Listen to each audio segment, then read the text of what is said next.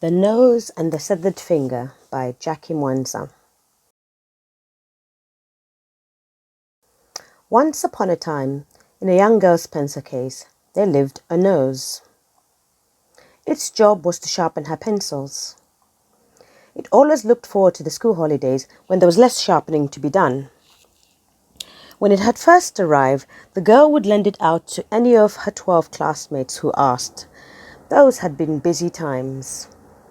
Just as the nose had started to get familiar with all the girls who borrowed it, it noticed that other noses that looked just like it had started to emerge from their pencil cases.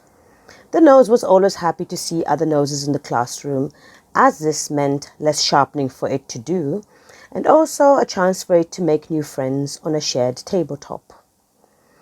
One mid-October day, after sharpening an entire set of the girls' colouring pencils, the nose was exhausted and collapsed into a deep sleep when it was put back into the pencil case. It began snoring very loudly, but suddenly got woken by some loud screams.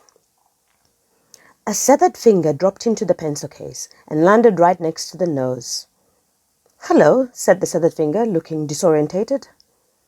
"Hello," replied the nose, a little confused from being woken so suddenly. "I'm a pencil sharpener. Nice to meet you." "I'm a feathered finger," said the feathered finger, "and my job is to scare people. You can call me Gory Finger." "Well, you're doing a good job. The screams woke me," mocked Nose, before warmly adding, "Welcome, Gory Finger. You can call me Nose." "Thank you, Nose, although I won't be here for long. Most feathered fingers only get employment during Halloween, from as far back as feathered fingers have existed," said Gory Finger. "Okay," said Nose, who was rather amused by this revelation. "Then I had better introduce you to the other noses, Sharpish. And I'm sure now that you have turned up, other feathered fingers will appear in other pencil cases too. You'll see. It was that way for me. I was the first nose." By its second week in the pencil case, Gory Finger had met all the noses and the two new feathered fingers. There were now 10 in total, 7 noses and 3 feathered fingers, and they all sharpened pencils and scared people. One morning, a new girl was introduced to the class. Nose first saw her when she came over to ask the girl whether she could borrow it.